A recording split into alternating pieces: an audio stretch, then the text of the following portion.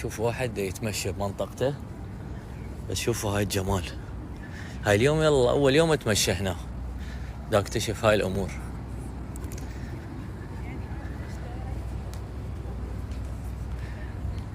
اكو احلى من هيك منظر.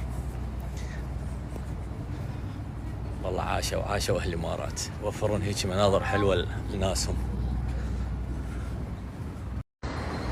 لا هذا فلامينغو مو لقلق.